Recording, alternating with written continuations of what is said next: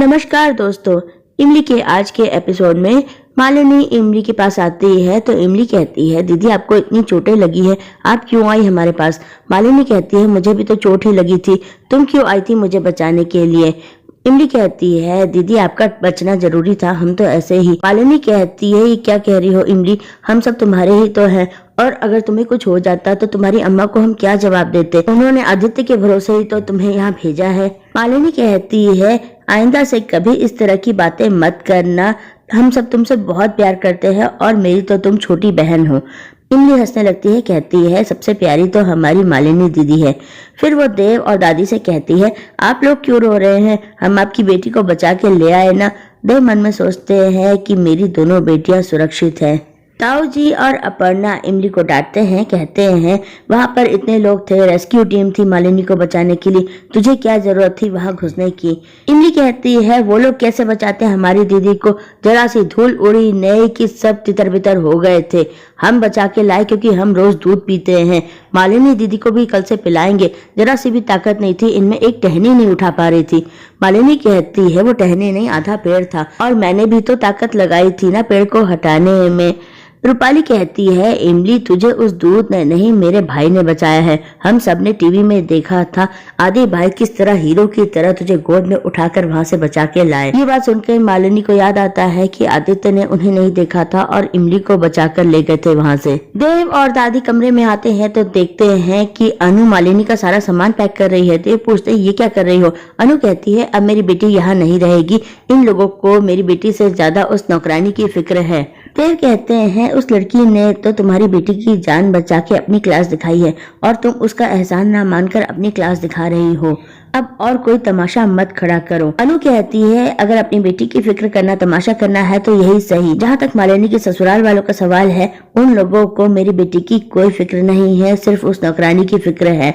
और रही बात एहसान की, तो दादी कोई ना कोई सोने की चेन फिर दे देंगी उसे और एहसान चुका देंगी। दादी कहती है, अनु तुम अभी तक उस बात को पकड़ के बैठी हुई हो, बेटी की ससुराल में अगर किसी का जन्मदिन हो तो व्यवहार तो निभाना पड़ता है ना। अनु कहती है, हमारा रिश्ता त्रिपाठी के साथ है, उनके घर की नौकरानी के साथ नहीं। देव कहते हैं, वो लड़की इस घर की नौकरानी नहीं है, ये लोग उसे अपने फैमिली मेंबर मानते हैं, लेकिन तुमसे कहने से क्या फायदा, तुम तो कभी भी नहीं बदलोगी। अनु कहती है, मैं तो जैसी थी वैसी ही हूँ, बदल तो आप गए हैं देव।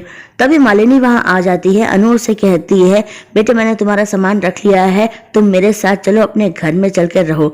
मालिनी कहती है, मॉम इसकी कोई जरूरत नहीं है, यहाँ पे इतने लोग तो है मेरा ख्याल रखने के लिए। अनु कहती है, यहाँ पे इतने लोग हैं लेकिन वो सब इमली का ख्याल रखते हैं, तुम्हारा नहीं। वो कहती है, तुम अभी तक मुझसे नाराज हो ना, इसलिए मेरे साथ नहीं आ रही। मालिनी कहती है, मॉम ऐसी बात नहीं है, मैं तो सब कुछ भूल गई थी और मुझे लगा था कि आप भी भूल गई होंगी, लेकिन आज आप उस लड़की का भी एहसान नहीं मान रही है जिसने आपकी बेटी की जान बचाई है। आप प्लीज जाइए यहाँ से, मैं अपने ही घर में रहूंगी और अपना और इमली दोनों का ख्याल रखूंगी। अनु कहती है, इसका मतलब तुम भी उसका ख्याल रखोगी, तो तुम्हारा ख्याल कौन रखेगा। आदित्य वहाँ आ जाते हैं और कहते हैं, मून का ख्याल हम रखेंगे, हमने पापा से वादा किया था कि हमारे होते हुए मून को कभी कोई तकलीफ नहीं हो सकती है। अनु कहती है, तुम्हारी क्या प्रायोरिटी है, ये तो टीवी पे नजर आ ही गई थी जब तुमने मेरी बेटी को छोड़कर उस नौकरानी की जान बचाई थी। मालिनी कहती है, मॉम प्लीज फिर से ये सब शुरू मत करो। वो अपने पापा और दादी से कहती है, प्लीज इन्हें यहाँ से ले जाइए। अनु कहती है, ठीक है मैं जा रही हूँ, लेकिन मेरी बात याद रखना। अपर्णा इमली को खाना खिलाती रहती है। इमली नखरे करती रहती है। अपर्णा कहती है, ज्यादा नखरे करेगी तो तेरी माँ को बता दूंगी फोन करके। फिर वो कहती है, मैं ये सोच रही थी इमली कि मैंने आज तक तेरी माँ से तो बात की नहीं है, क्यों ना मैं उन्हें ये बात बताऊं कि तूने किस तरह आदित्य की पत्नी की जान बचाई है। आदित्य को तो वहाँ सबको ही जानते हैं ना। इमली घबरा जाती है, कहती नहीं नहीं, हमारी अम्मा को फोन करने की जरूरत नहीं है। आदित्य और मालिनी भी वहाँ आ जाते हैं। मालिनी कहती है, तुम क्यों नहीं चाहती अपनी अम्मा को ये सब बात बताना कि तुमने मेरी कैसे जान बचाई है। इमली कहती है, नहीं हमारी अम्मा को पता चलेगा तो वो बहुत घबरा जाएंगी, खाना पीना छोड़ देंगी। अपर्णा कहती है, हाँ ये बात तो हमने सोचा ही नहीं, पहले तुझे गोली लगी थी और अब तू फिर मुसीबत में फंस गई थी, तेरी अम्मा बहुत परेशान हो जाएंगी।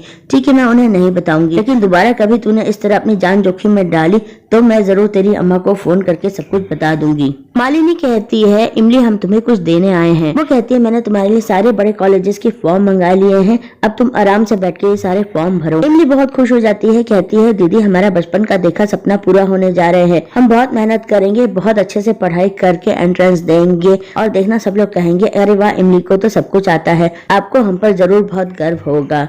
इधर दादी भगवान की प्रार्थना करती रहती है कि दोनों बच्चियां सुरक्षित हैं।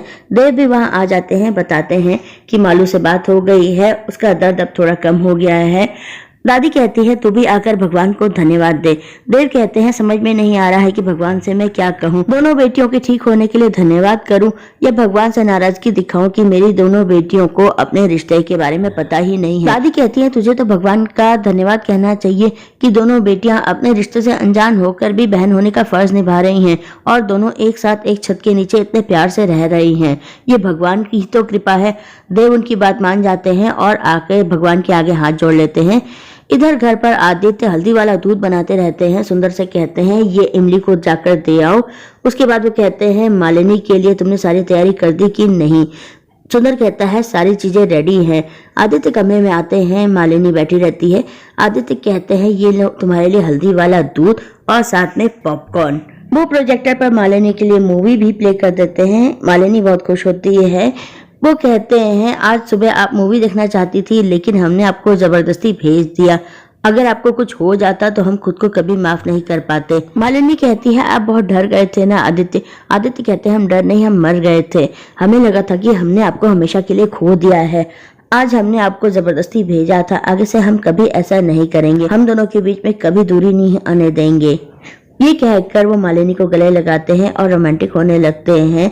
मालिनी कहती है आदित्य दरवाजा खुला है, कोई भी आ सकता है। आदित्य कहता है खुला है तो खुले रहने दो, कोई भी देख ले, हमें कोई फर्क नहीं पड़ता है। इधर सुंदर इमली को हल्दी वाला दूध ला कर देता है। वो उसे थैंक यू बोलती है, फिर सोचती है कि हम तो रोज ही दूध पीते हैं, ऐसा करते हैं मालिनी दीदी को ले जाकर ये दूध दे देते हैं। वो मालिनी और आदित्य के कमरे की तरफ चल पड़ती है। मालिनी आदित्य से कहती रहती है आदित्य मैं जानती हूँ कि हम दोनों के बीच में कभी कोई दूरी नहीं आ सकती, कोई नहीं आ सकता है, मुझे आप पर पूरा भरोसा है और अपने रिश्ते पर भी उतना ही भरोसा है। अगर हमारा रिश्ता नहीं रहा तो मैं भी नहीं रहूंगी। आदित्य कहते हैं सुबह भी आप ऐसी बात कर रही थी, फिर ऐसी बात कर रही हैं, खबरदार जो इस तरह की बातें की। मालिनी आदित्य के साथ रोमांटिक होने लगती है और वो दोनों मूवी देखने लगते हैं। तभी इमली आती है और उन दोनों को इस तरह देख लेती है और उनकी बातें भी सुन लेती है। उसे बुरा लगता है और उसकी आंखों में आंसू आ जाते हैं। वो पलटकर जाने लगती है, तभी उसके हाथ से एक फ्लावर पॉट गिर जाता है। आवाज सुनकर आदित्य और मालिनी बाहर आ जाते हैं कि कौन है। देखते हैं इमली वहां है। आदित्य कहते हैं क्या हुआ इमली, तुम ठीक तो हो, दर्द बहुत ज्यादा हो रहा है क्या?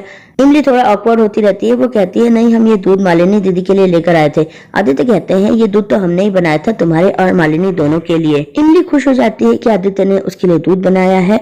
मालिनी कहती है फिर तो आप गैस खुली छोड़कर आए होंगे, मैं अभी जाकर चेक करती हूँ। वो वहां से चली जाती है। आदित्य इमली से कहते हैं दूध पियो। वो कहती है मैं बाद में पी लूंगी, तो आदित्य उसे जबरदस्ती दूध पिला देते हैं।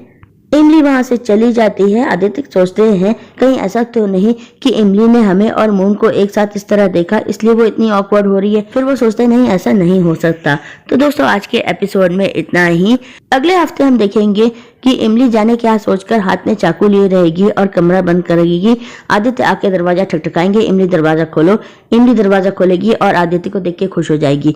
मालिनी उन दोनों को इस तरह देख लेगी और चौंक जाएगी। मंडे के एपिसोड के अपडेट के साथ फिर मिलते हैं, तब तक के लिए बाय।